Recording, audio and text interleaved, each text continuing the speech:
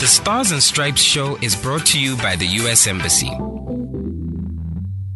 Gabs FM, powered to engage your world. And of course, welcome to the Stars and Stripes radio show, proudly brought to you by the U.S. Mission in partnership with Gabs FM. And of course, in partnership with you, the citizen of the nation. Thank you so much for choosing Gabs FM, kings and queens. Good morning. Now, all around the world, mass media has been spreading its influence and has its reach in every part of the modern world.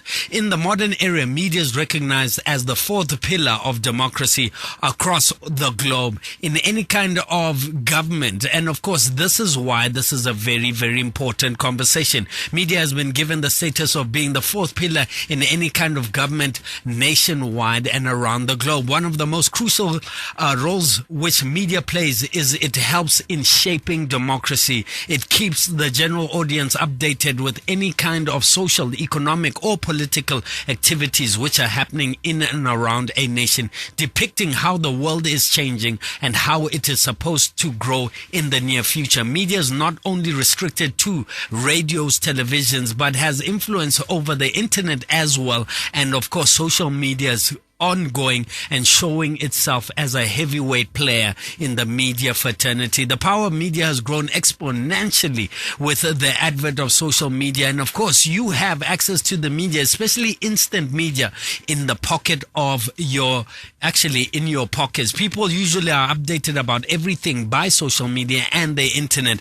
And of course, that is why this conversation is very important. And of course, the show theme is nurturing trust, a media and information literacy imperative. And today I've got Ray Ephraim. He's in the building. He's an information specialist at the U.S. Embassy. Sir, how are you? And welcome to the show. Good morning, Swift, and good morning, listeners. Yes, sir. I'm feeling good today. Yes. Though a little nervous because I'm not used to being behind the mic. Reko Ring, why would you be nervous, sir? Why would you be nervous? But thank you so much. You will be heading the Meet America policy discussion. And look, just explain to us, you've been in the industry for a number of decades, right? No, close to 2 decades. Two decades. Before you joined the U.S. Embassy, just outline your career in the media space. I worked as a cab reporter, as a journalist, getting started, and I worked, I think, for quite a number of years. 8 or 9, thereabout. Yes. And I rose through the ranks until I was a newspaper editor. Okay. That's when I left and joined the embassy. Okay. Yes. Fantastic. Well, let's get straight into it. What is the significance of the Media Literacy and Information Week? Why should Botswana care about, issues in relation to the media? And please translate it into the normal layman's approach. Thank you. Media Literacy, Media and Information Literacy Week. It's very important because it looks at the news that we consume. We receive a lot of news as young people, just about anyone else. We receiving news from different sources. So there is from October 24 to October 28. That is what we call the Global Media and Information Literacy Week. This is a time to reflect on how information, we're receiving information from the so-called new media and also from traditional media. So the newspaper, the radio station, the TV, new media, the online channels, online publications. Yes. So it's a key week to reflect on how information and media content is accessed and assessed worldwide, both online and offline. Yes, absolutely. So access to information and the capacity to assess its quality is very key to human development. It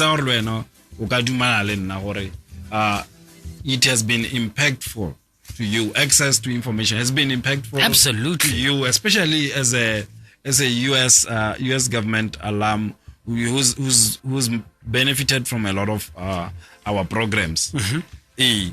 So, and it is also key to equal growth against this backdrop. It is also paramount to focus on how to respond to disinformation. It's an important time to sit back and reflect on all this information that we receive. Disinformation, okay, hate speech online, let's say and also the increasing quantity of information available at every reader's fingertips necessitates that reflection on media ethics and media regulation. So, media ethics and regulation. Please. Our partners here. Yes. Joel Konopo and my friend from MISA Tefo. Okay.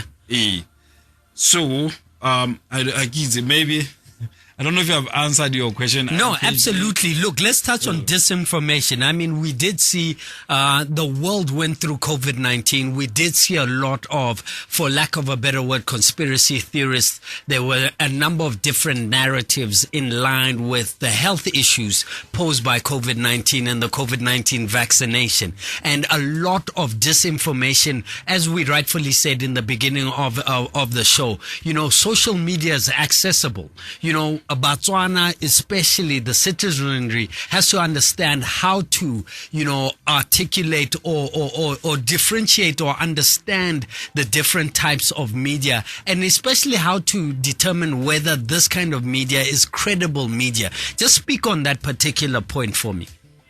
Yes, that's a very good question, especially that that's what media literacy is actually about, empowering people in terms of how to know how to handle that the information that they receive. Perhaps maybe I should try to define media literacy. Please do. What it focuses on. It focuses on decoding media messages, including the systems in which they exist, to assess the influence of those messages on thoughts, feelings, and behaviors, and also create media thoughtfully and conscientiously. Yeah, no, how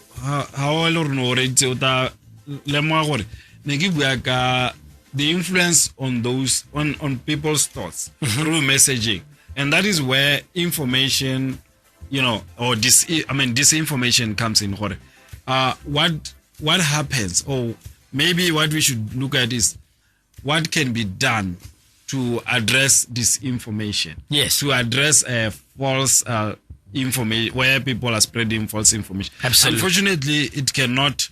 I cannot stand here and say disinformation can be stopped. Me, salang, people, readers, consumers of information, yes, can be empowered in terms of knowing how to handle information, how to separate fact from fiction. And I'm so happy today that we have an experienced editor in our presence, who is also our partner, Joel Konopo. I'm very positive that he will answer this very well. He will actually, because he's actually done a lot of workshops on this kind of issues. Well, absolutely, and definitely we'll be speaking to Rekunopo shortly. It's Gabs FM, power to engage your world. If you've just joined us, welcome to the Stars and Stripes radio show, talking a healthy media, talking the importance of literacy or media literacy. You know, whether we like it or not, disinformation is a big tool. Whether you like it or not, even in the war of Russia, Ukraine, you know, both countries are using what is called the weapon of media, and it's an important conversation to have. Thank you so much, Ray Ephraim. Let me ask you this question. What are you guys doing as the U.S. Embassy to support Botswana in terms of promoting media literacy and, of course, empower the citizens of the nation in line with understanding media literacy? Thank you very much. We're doing quite a lot. We actually we have supported quite a number of organizations who are involved in the media space, and also doing media literacy programs. And once again, I would like to say I'm quite happy that we have two of our partners here who are actually they are doing some programs like this. Foot soldiers on the ground. Yes. Like I know Misa is. I'm sure people must have heard their adverts on Gaps FM. Absolutely. Where they're talking about media literacy, what the media is, consuming news, how to separate fact from fiction, that kind of thing. Very important. But I don't want to talk about that because he's here to talk about it. I don't want to steal. He's shy. He's shy. Okay. And Joel Konopo also, I know he's starting his program on Monday. Yes. So I think it is the right time for them to be here so that they can talk to you and let your listeners know what they are working on in terms of the support that we're giving them to make sure that we are all aware of the challenges that we face in terms of the news that we receive and all that, to know how to separate false information and real information. Well, it's Gabs FM Power to engage your world, and definitely we'll be having that conversation in the second half of the show. Please stay tuned. We're talking the theme, media literacy, and of course I have media experts in the building. You've just heard from a media specialist from the U.S. Embassy, and he goes by the name Re Ephraim Goring, information specialist at the U.S. Embassy. Kings and Queens, we're going to cross over into the next segment. It's called Ask the Sharjah. This is where we ask the U.S. Embassy any burning questions that you'd like to have. And if you're wondering how to ask the U.S. Embassy these questions, all you have to do is follow them on all social media platforms, and you can engage them via Instagram, Twitter, and of course Facebook. And of course today we'll be speaking to the acting ambassador of the United States Embassy to Botswana, Her Excellency Amanda Jacobson. And this is what you had to say. Does the embassy offer internship programs for students who wish to one day internationally represent their country? And this is what you had to say. So much to be proud of at U.S. Embassy Gaborone. It's really hard to choose just one, as our interagency team is amazing, so committed and professional on the host of issues that we cover. I must say, though, one of my proudest achievements this year was the close collaboration between the U.S. government's interagency global health team with the government of Botswana on the Botswana AIDS Impact Survey, BIAS 5. Results showed that Botswana has exceeded UNAIDS 95 targets, which call for 95% of all people living with HIV to be aware of their status, 95% of those aware of their status to be on antiretroviral treatment, and 95 of those on ART, antiretroviral treatment, to achieve viral load suppression. Botswana has achieved 95, 98, 98, a true global pioneer. The views and opinions expressed on this show are not necessarily of the station, its management, or its advertisers. The Stars and Stripes show is brought to you by the U.S. Embassy.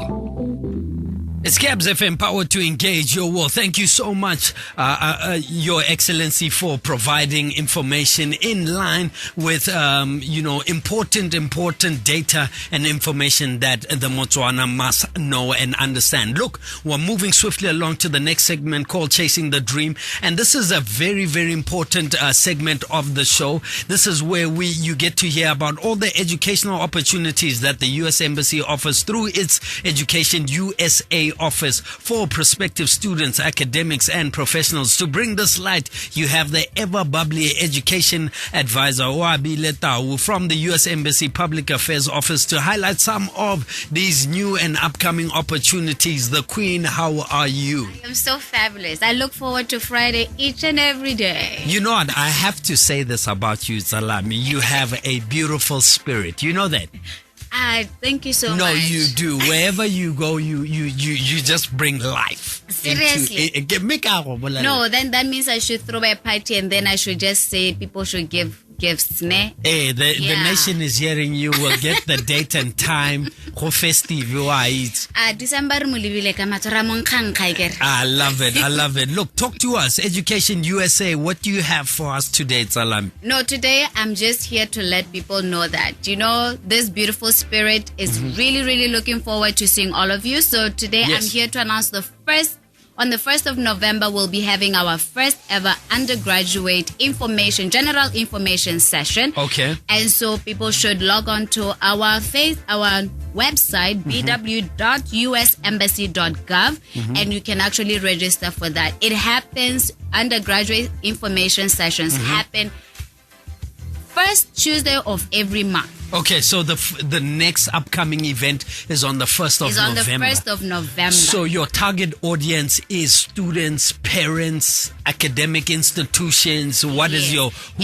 target market? My target market is anybody who actually is looking for information about doing their first ever undergraduate program in the United States. So it could be parents, teachers, students are highly welcome. And it doesn't mean student at Form 5 or anything. I like them to catch them grassroots because even if they're still at junior high, please do let them to actually register. The sessions take place at our offices at Massa Center on the second floor at 3 p.m. till 4 p.m. Okay, so all they have to do is go online, register, then definitely you will engage them further via email to say, look, your appointment has been confirmed. Please come to the U.S. Embassy in Massa. It's as easy as 1, 2, 3, as easy as going to the U.S. when you have me. No, everything is nice. And there's so many. How many institutions? I mean, there was one time you touched on the number of institutions available. Over 3,000.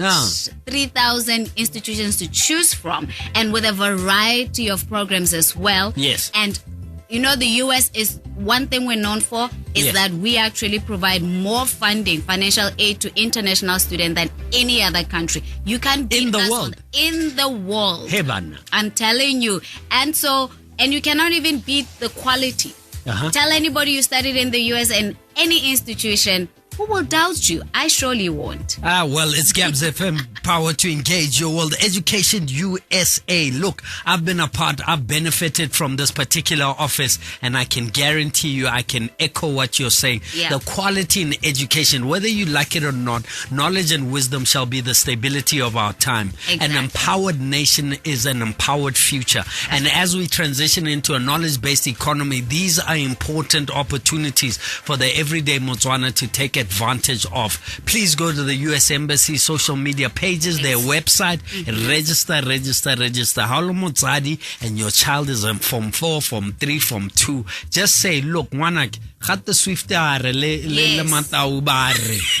Re tsenela mo di social le go check US Embassy. Khate. There's something going on the 1st of November. Kwala mo di social media, khating di WhatsApp group. The WhatsApp group with the more Please, thing. And also please. invite me if you feel like 3 p.m. to 4 mo studying. It's okay. Talk to the school, let them invite me to that school, and I will rock up. Fantastic. Well, that's how we close that conversation. Thank you so much, Wabile, for always being willing to share information and being ever bubbly, okay? I love it. Thank you, Please, sir. you must never miss the Stars and Stripes radio show, okay? Never. Especially Friday. Never. Fridays is our day. Gape o kgona go chaisa early nyana. Well, that's how we do it. 11:28 is your time. Thank you so much for being on the Stars and Stripes radio show, talking media literacy on this particular show. Keep it locked. You're officially on the Stars and Stripes radio show, America in Botswana. The Stars and Stripes show is brought to you by the U.S. Embassy. Well, it's Gabs FM, power to engage. You're walking into bottom of the hours, 11:30 across the nation, and of course within the SADC region. Kings and Queens, our next segment is called the Partner Spotlight. This is where you get to hear about different, from the voice of different Botswana who have, been in part and parcel or interacted with the U.S. Embassy. And of course, today we've got Rejol Konopo, who is the managing partner of Inc. Center for Investigative Journalism, a non-profit organization that focuses on investigative journalism and, of course, media literacy. Sir, welcome to the show. I hold you in very high regard, okay? Thank you, and good morning, Swift and Tim. Thank you so much. And of course, I'm going to pair you with Rete for Botswana, who's the Executive Director of the Media Institute of Southern Africa, the role of MISA. And of course, this man has played a huge role in building a healthy media in the country, as well as yourself, sir. And he's also a coordinator, facilitator, and communicator. Thank you so much. And how are you, sir? Thank you very much. Good morning to your listeners. And thank you for what you just said. Sounds very nice. Did I do that?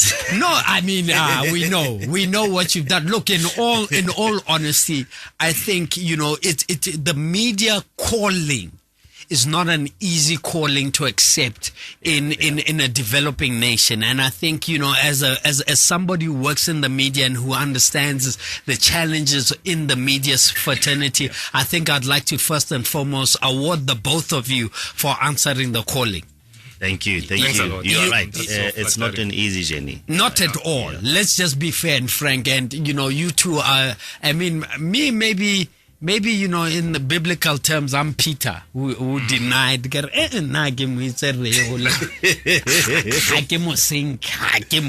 not. We are doing the same thing that we are doing. Maybe it's a different space. Absolutely. Look, I would like to team the both of you so that we can have a more informed discussion. But let me ask you, Rekunub, what is the role of Inc.? What do you do in terms of promoting media literacy and information? Just outline to us what your organization does and its mandate. But before I forget, let me just confirm what Wabile was saying about the quality of the education for the US. Okay. I think it's important. I just graduated from Columbia, and it is just unmatched, the quality. Wow. And the tenacity of the education. But I know I'm not here for that. No, let's touch on it. When did you graduate? I did in August. Yeah, in August of this year. Yes. Wow. And with a master's degree in data journalism. Wow. A well sought after degree globally. And it takes 12 months. Very intense. First day I arrived in New York on Sunday. Monday I was on the streets doing stories. That's how intense it is. So you don't stay in the news. You don't stay in classroom doing schoolwork. You just go out on streets for 12 months. Yes. Yeah. So as a media practitioner, that is something that, you'd welcome and advise people who are looking at the media fraternity and thinking it's all, rosy, it's an easy fraternity. The intellectual lifting in order to become a better journalist takes a lot of sacrifice. It does. And I will do everything in my power to encourage the next person to go to school, to experience what some of us have, and anyone who is willing can go, as Wabile said. But also, if you want to reach out, I'll be able to take off my time and assist really. All right, I'm first in line. Get our checker off the microphone. Thank you, sir. Let's talk about the mandate of your organization in terms of promoting media literacy and information. And Botswana, how important this is. Media literacy. We can forsake the concept of media literacy and think it's just a simplistic, buzzword, for lack of a better word. Yeah, quickly about the role of Inc. Inc. was formed in 2015 upon realization that there was underdevelopment, more space in investigative journalism, because traditional newsrooms really prioritize because they are profit driven, and investigative journalism takes a bit of time to achieve and effort. So we formed a non-profit organization so that we can spend more time developing journalists, and that's where media literacy comes in, because sometimes we can do it in the newsroom, teaching others. It has been running for around 7 years now. Well done. So when it comes to we are targeting mostly about high politics mostly. So we are targeting policymakers, but also we are targeting general Botswana by informing them about how their taxes are spent, or sometimes mismanaged. Yes. Actually, most of the time. Yes. So that's what we really worry ourselves over. Other media houses do different stories. Yes. We try to do those that sometimes seem to be a little bit more challenging because they take a bit of time, not because we are special, but because we have agreed to take more time to do stories. So you're more thorough. They are also thorough, but we are sort of more concerned about the granular stuff. We don't mostly care about what happened because everybody says that. We try to tell people why and how. And what led to and this. What led to BMC or BCL and other institutions. Sometimes there are positive stories actually. I like about environment, about climate change and other things. So it's not just about digging for trouble. Sometimes you also expose great things that are done by private sector and government and individuals. So therefore it's important for members of the public and even the policymakers you are writing for and about, for them to understand issues around the ethics and the standards, the kind of journalism that we are doing. So though the target audience we are saying is policymakers, we are also aware that there are younger people who are interested in understanding more about issues around corruption and issues around management and mismanagement of public resources. So we are also interested in sharing that using the technologies that are available.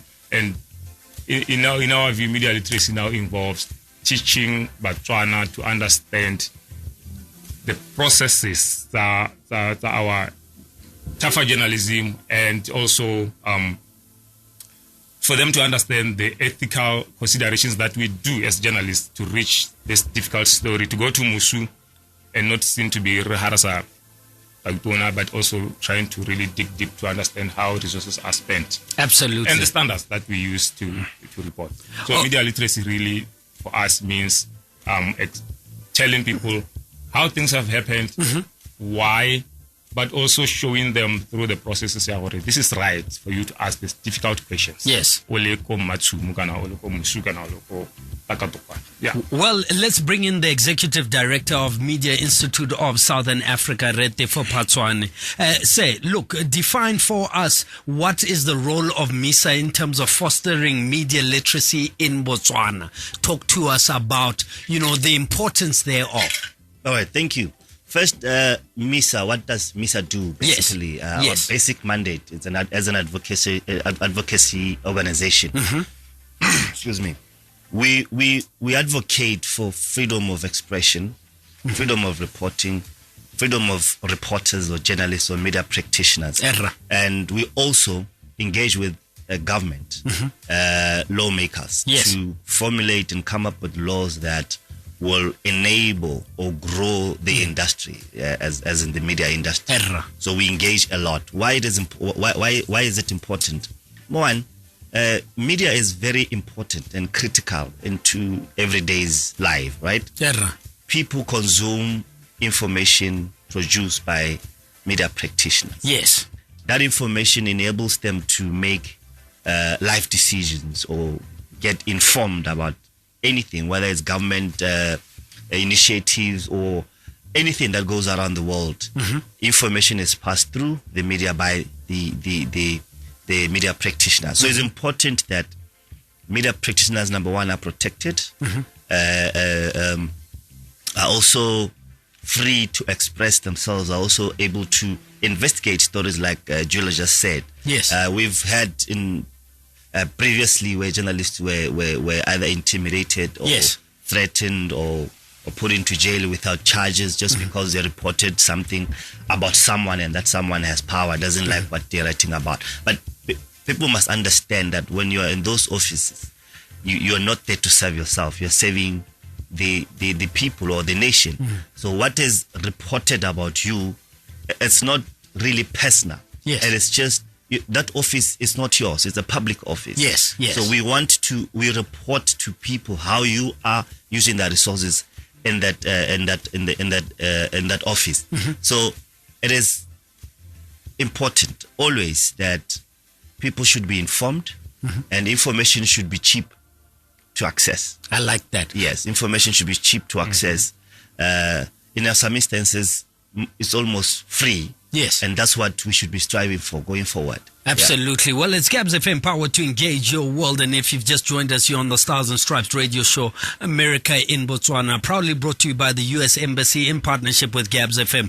Retevo, let me ask you this question. Yeah. Give us a synopsis of the overall health of the media fraternity in Botswana in line with, some of the challenges experienced. What is you're a foot soldier, you're an administrator, you work in the industry. You basically work, live and breathe the industry. Yeah. Give us sort of a synopsis on the overall health of the media fraternity as of 2022.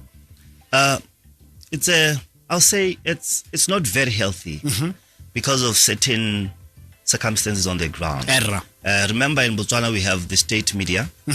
Also we have the private media. Yes, sir. So the existence of the state media actually weakens the private media, which should be stronger and be facilitated and strengthened. All right. Why is the state media weakening the private media? Number one, it's fully funded by us. Yes. Taxpayers. Yes, right? Absolutely. Yes. It has a wider footprint. I think it reaches around maybe 90 to 95% of the country, compared to 70% of the private sector. Okay. Right? Profit is not something they think about. Yes. Private media profit is the bottom line. Yes. So in terms of government or state media receiving advertising from companies, even government most of the time advertises in Daily News and BTV. And mind you, when you advertise there, you're not paying at RB2 or BTV. You are paying at Bank of Botswana, where our government account is. So to me, it's counterproductive because private media pays tax, right? Yes. State media does not pay tax. Their rates are lower. You are then competing with somebody that you are funding. It doesn't make sense. It doesn't make business sense. Yeah. So the state media will always be bigger in terms of coverage and resources compared to private media. And what does private media report? I mean, the state media report mostly. It's a government PR machine. It leaves out a lot of stories that should be broadcasted. All right, the hard facts. Yes, the objective truth. Even cases of national interest. Yes, are not covered by the state media, which they should be broadcasting those cases live, like it happens in other countries. Yes. Okay, that alone contributes to weakening the private sector, the private media. All right, private media salaries are obviously lower. They're losing talent and losing experience. Yes, to private sector, to anywhere else, because greener pastures. Yes, we have a high brain drain. Yes. As you grow old, your responsibilities increase. You have a family, you have children. So a lot of experienced journalists have left. So now we're left with interns, with those who are still learning, and that affects the quality of the output. That's another issue. In terms of, we also have laws that do not exist, that should exist for the media to grow. Number one, Freedom of Information Law. Yes. Okay.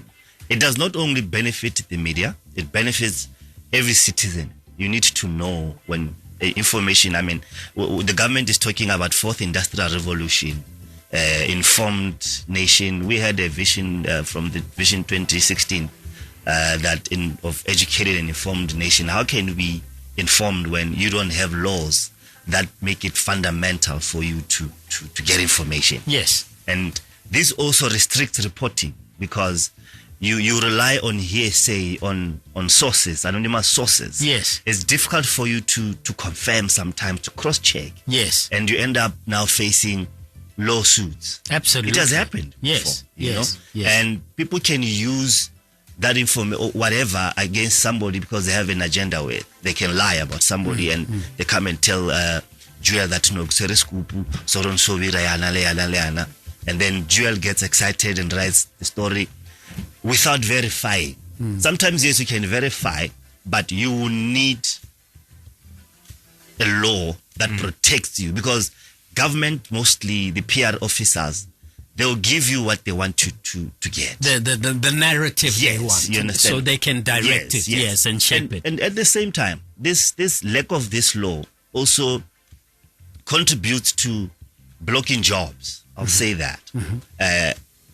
Today, the world goes into documentary series or production. And the reason why other countries, we know more about America than we know more about our countries, because America is out there.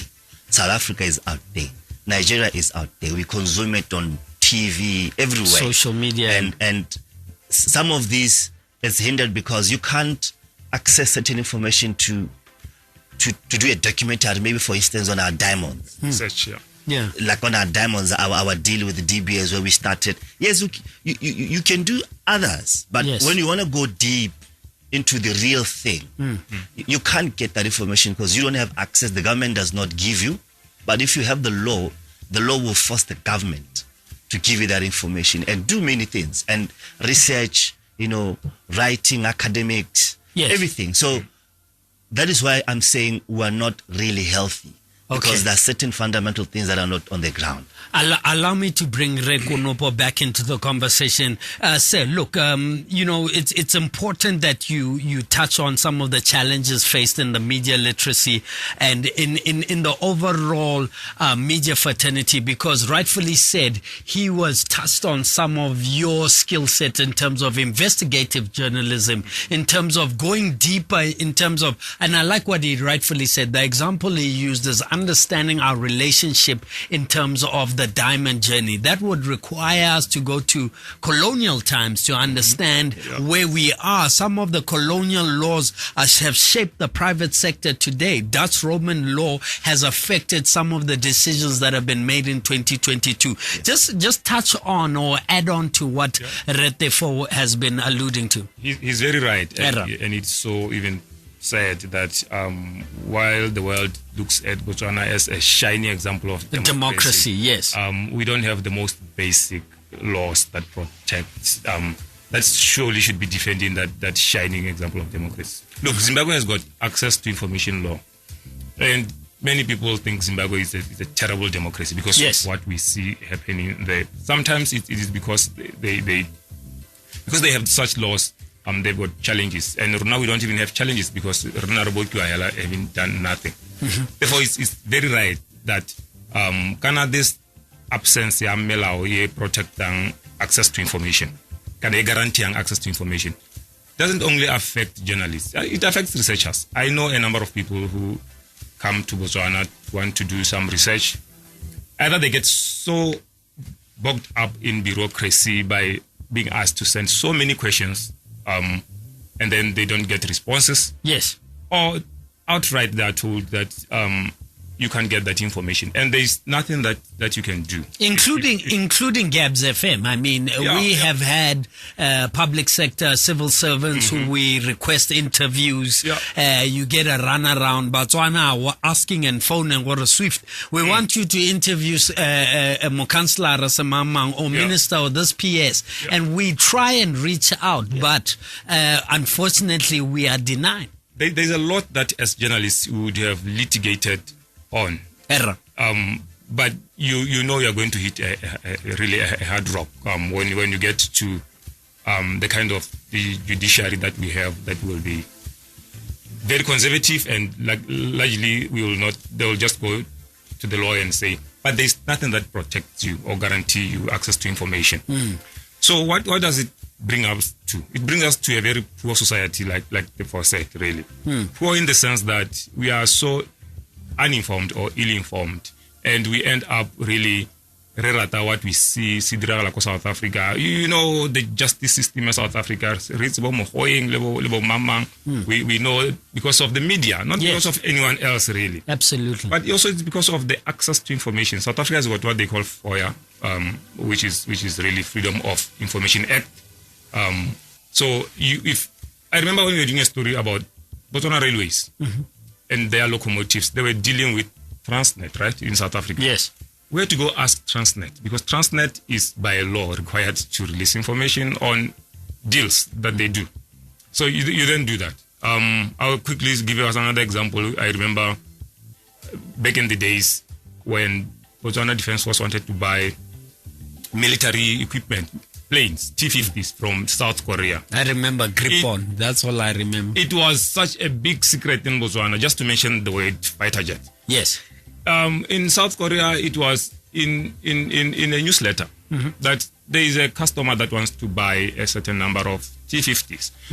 To them, they have got responsibility to the public, who are accountability. Yes, they are accountable to the public. They are not accountable only to certain people in offices. So those are some of the big challenges as a country.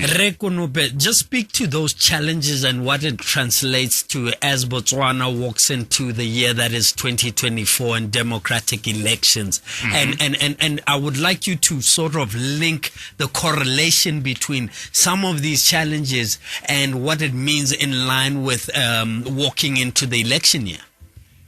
Yes, what it does is that because there is not sufficient education on Botswana's right to access information, because media literacy also means you as a citizen knowing your rights. Yes, and mostly we don't, because there is no platforms that guarantees that access to information. So we are going to go into election, like we are in an election mode almost, especially next year. We'll have to like 12 months or something. I guess 2023, 2024.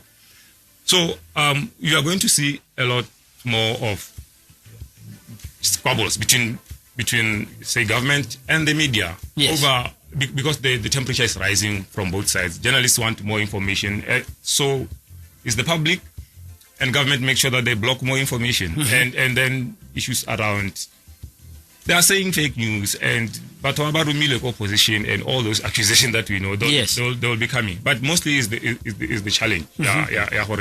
And touching on that, what are some of the indicators in terms of media literacy that we can educate as media practitioners today? How can we educate Botswana to say, look, how opposition, there's always these buzzwords that we can highlight and sort of use this opportunity today on the Stars and Stripes radio show to educate Botswana, or look out for these kind of scenarios and be able to read in between the lines to say, this is why. I mean, we were speaking off air, the importance of the constitutional review. This is why Botswana need to understand why the information bill is so important.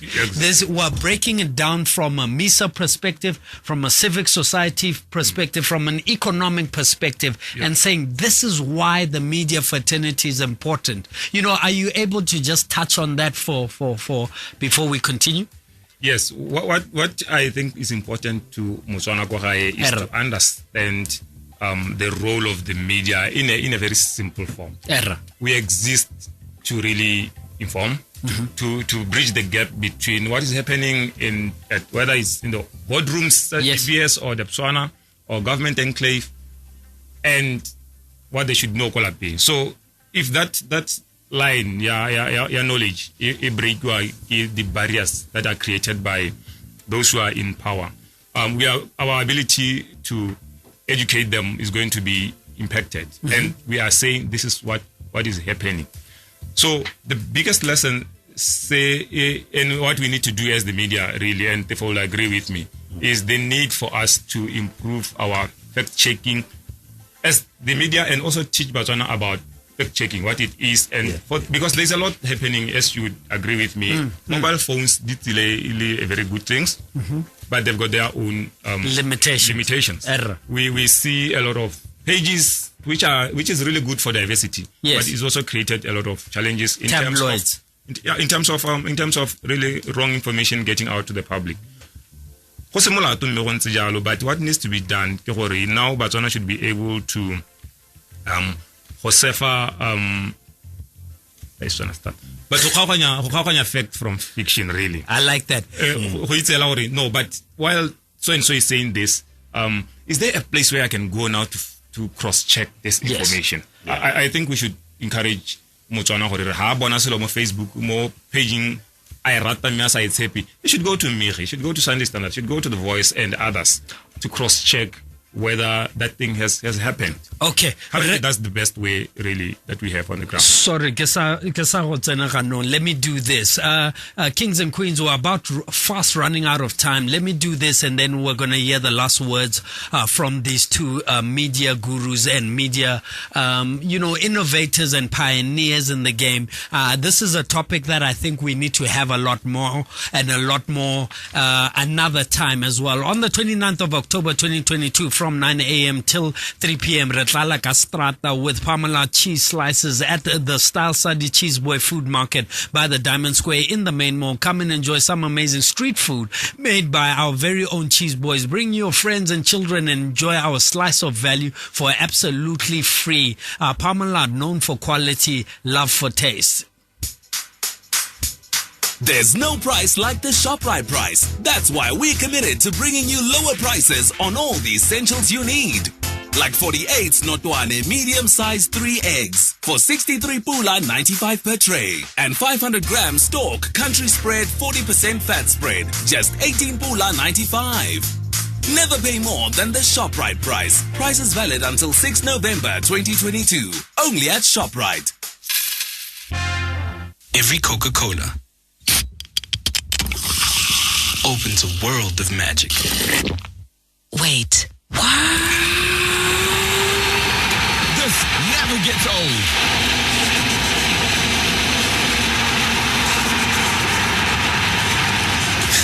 Magical every time. Believing is magic with Coca-Cola. Coca-Cola, the official partner of the FIFA World Cup Qatar 2022. Stand out and make heads turn with our latest arrivals at Monsieur. Our 2022 collection has all the must-have items for any fashion-forward guy this season. For versatile casual wear, classic formal, and elegant ceremonial, we have everything you need to boss up your wardrobe. From your favorite brands, Lacoste, Gant, G-Star, Tommy Hilfiger, and many more. Pay us a visit at Airport Junction to get your new look on. Monsieur. Men. Fashion. Lifestyle. It's Gabs FM, powered to engage your world. Listen up, it's the big pink weekend at game stores. Come paint the town pink with unbeatable deals. Get the Samsung 43-inch FHD LED TV for only 4,148 pula, or the AEG 60 centimeter oven and hob set for only 3,416 pula, or the Hisense 441L combi refrigerator for only 9,572 pula. View more deals at www.game.co.bw or visit your nearest game store. Deals valid until the 31st of October. Terms and conditions apply. And of course, you've got game. 11:59. Gentlemen, I can only give you 30 seconds to say your parting statement. Definitely, it is a difficult conversation that must be had, but thank you so much. Let me start with you, sir. No, thank you very much. Let me just say what we've already done to educate people about the role of the media. We've partnered with the U.S. Embassy. Yes, sir. Nationwide, we have billboards around. We have messages. Yes. What is the role of the media? People can access that. We're also running radio adverts, or running social media, also running adverts on print. Okay. So it's out there. We're trying to teach people about the role of the media. Why is it important? And that. Yeah. Thank you, sir. Yeah, I would say in addition to all forms of sourcing, yes, as a journalist, interviews and talking to people, there is one form of journalism where we do and data journalism. I have partnered with the U.S. Embassy to train a number of journalists on 31st Monday to Wednesday in Gaborone, and I will be happy to have journalists from GAPS FM and elsewhere. Thank you, sir. And yeah, so this is the kind of journalism where it opens a brand new avenue for story ideas, and we can talk more about it, really. Absolutely. Kings and Queens, will fast run out of time. Tebogo Mokoto's on standby, and you've just heard from Joel Konopa, the managing partner of Ink Center for Investigative Journalism, and of course, Tefo Botswana, the executive director of the Media Institution of Southern Africa. Ladies and gentlemen, good morning. The Stars and Stripes show was brought to you by the U.S. Embassy.